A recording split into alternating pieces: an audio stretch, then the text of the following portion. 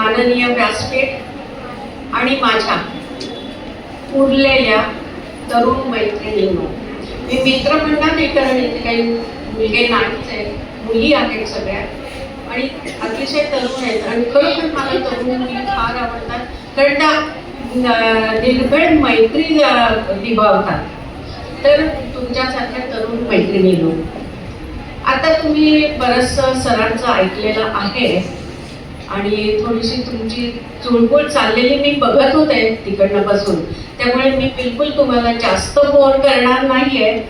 अगदी 2 मिनिटात मी माझं मनोगत म्हणूयात, शब्द म्हणूयात संपवणार आहे. तर आजचा विषय जो होता की आपलं भावनिक आरोग्य आणि शारीरिक आरोग्य, तर ते कसं सक्षम ठेवायचं आहे. तर ह्याच्यासाठी काय करावं लागेल,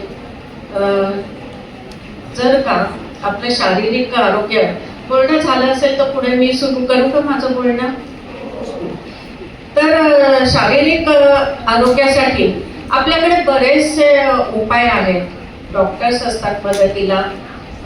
आजकाल फ्रीमध्ये योगा शिकवणारे खूप जण आहेत, त्याचाही आपण उपाय करून घेऊ शकतो. मानसिक डॉक्टर सुद्धा असतात, पण अजूनही आपली सामाजिक आणि मानसिकता अशी झालेली नाहीये की आपल्याला थोडंसं काही डिप्रेशन आले, मानसिक ताणतणाव आले, त्रास होतोय म्हणून आपण उठतो आणि लगेच मानसोपचार तज्ज्ञाकडे जातो, असं अजून आपण करत नाही. पण मग ह्याच्यावरती काय करायला पाहिजे, तर हे जे मानसिक स्वास्थ्य आहे ते आपण स्वतः मिळवायचा प्रयत्न करायला पाहिजे.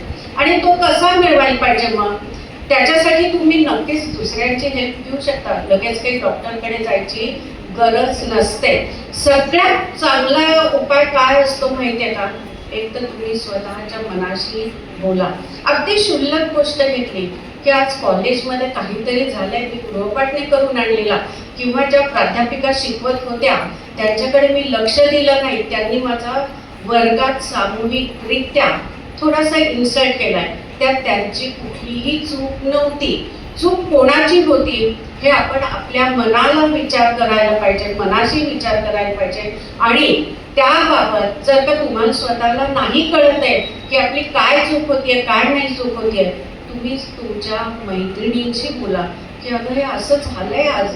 मैत्रिणीशी म्हणजे वर्गातल्या बोललात तर त्याहूनच चांगलं आहे, पण ज्या बाहेरच्या मैत्रिणी असतात ना त्यांच्याशी बोला. त्या थोडासा वेगळा विचार करून तुमचे विचार बदलवतील, तुमच्या विचारात परिवर्तन येईल आणि मग तुमचं नंतरचं जे वागणं असेल ते इतरांना डिस्टर्ब न करणारं असल्यामुळे तुम्ही स्वतः कधीही डिस्टर्ब होऊ शकणार नाही आणि त्यामुळे जे तुमचं मानसिक संतुलन बिघडत होतं ते तुमचं बिघडणार नाही. आता ही मानसिक संतुलन न बिघडण्याची काळजी ही इतरांनी घेतली का, नाही, ही आपण आपलीच घ्यावी लागते. आणि हे असं खूप वेळा घडत असतं. सगळ्यात महत्त्वाचं म्हणजे आजकालच्या ह्या तरुण मुलींमध्ये जो एक प्रॉब्लेम म्हणेन मी, कारण का माहितीये का, मी तुमच्या वयातनं फार पुढे निघून गेलेली आहे. तुमच्या आत्ताची परिस्थिती आणि आम्ही जेव्हा तरुण होतो तेव्हाची परिस्थिती ह्याच्यात जमीन आसमानाचा फरक आहे. आम्हाला तुमच्या इतकं एकटं रात्री अपरात्री घराच्या बाहेर पडण्याची हे लागत नव्हती, गरज भासत नव्हती. पण आजकाल तसं नाहीये. तुम्हाला एकट्यांना बाहेर पडावं लागणार आहे, तुम्हाला एकट्यांना जगाशी तोंड द्यावं लागणार आहे. मग त्याच्यासाठी काय करायला पाहिजे, तर तुम्ही स्वतः पहिले की कोणी आपल्याकडे वाईट नजरेने बघणार नाही अशी तुम्ही काळजी घ्या. आजकाल ना मी घरात सुद्धा बघते, बहीण भावंड असतील ना तर त्यांची आपापसात चर्चा सुरू असते किंवा त्यांची एकमेकांशी बरोबरी सुरू असते. मग ती मुलगी आईला म्हणेल, हा दादाला कसं तू बाहेर पाठवलंस, मला का नाही पाठवते, त्याला कसं पार्टीला जाऊ दिलं, मला का नाही जाऊ देत आहे. इथेच आपल्या मुलींची चूक असते असं मला स्वतःला वाटतंय. अगदी तुम्हाला आता थोड्याफार गोष्टी कळत आहेत त्यामुळे थोडं सविस्तर बोलायला हरकत नाहीये. बाहेर जाऊन मुलगा जर का विचित्र वागला तर त्यामुळे त्याचं काही नुकसान होतं का, नाही. पण तुमच्या हातनं एखादा प्रमाद घडला, शुद्ध मराठीत प्रमाद म्हणजे एखादी चूक घडली, तर त्याचे परिणाम कोणाला भोगावे लागतील? तुम्हाला स्वतःला. तुम्हाला समाजात तोंड दाखवायला सुद्धा जागा राहणार नाही. मग यामुळे काय होईल? तुमचं तर मानसिक स्वास्थ्य बिघडणारच आहे, पण त्या अनुषंगाने तुमच्या घरातलं स्वास्थ्य बिघडणार आहे. मग ही बरोबरी कोणी थांबवायला पाहिजे? बाबांनी थांबवायला पाहिजे का? नाही. तुम्ही स्वतः कुठे बरोबरी करायचं हे आपण लक्षात घ्यायला पाहिजे. तो अभ्यासात हुशार आहे, 100% तुम्ही बरोबरी करा त्याच्याबरोबर, की तो काय मार्क मिळवतो त्याच्यापेक्षा कैक पटीने मी जास्त मार्क मिळवेन. तो जे काय क्षेत्र पादाक्रांत करतोय त्याच्यापेक्षा मी वेगवेगळी क्षेत्र पादाक्रांत करेन. ही जी आहे ही हेल्दी बरोबरी आहे, ही तुम्ही नक्की करा. पण उगाचच नाही त्या भलत्या सलत्या बरोबरी करणं हे माझं स्वतःचं वैयक्तिक मत आहे. आणि मला तरी स्वतःला वाटतंय की जर का तुमची स्वतःची जबाबदारी, तुमचं संरक्षण तुम्हाला स्वतःला करायचं असेल तर हे जे मी म्हणते ते नक्कीच तुम्ही आज घरी जाऊन या विषयावर सुद्धा विचार करा. अगदी शांतपणे, त्रयस्थपणे आपलं मन आणि आपण असं बाजूला ठेवून ह्या गोष्टींवर विचार करा.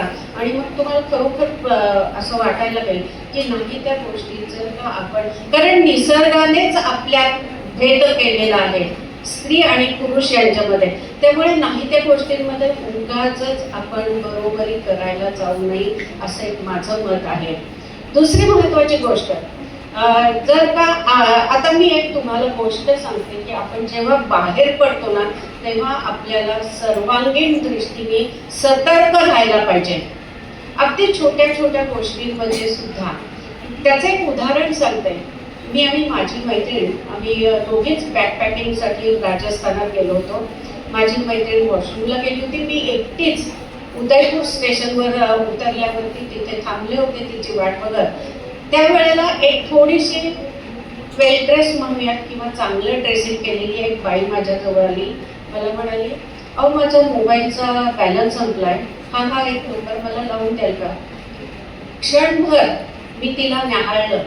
मी माझ्या मनाशी तेवढ्या क्षणात बोलले की आता काय करायचं. तर हा जो आपल्याला ताबडतोब निर्णय घ्यायचा असतो हे आपण आपल्या मनाला ही शिकवण द्यायला पाहिजे. आणि त्यावेळी मी तिच्याकडे परत एकदा बघितलं, म्हटलं काय झालं.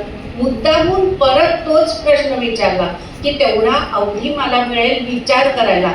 तिने परत ते रिपीट केलं की माझा मोबाईलमधला बॅलन्स संपलाय, तुम्ही मला एक नंबर लावून द्याल का?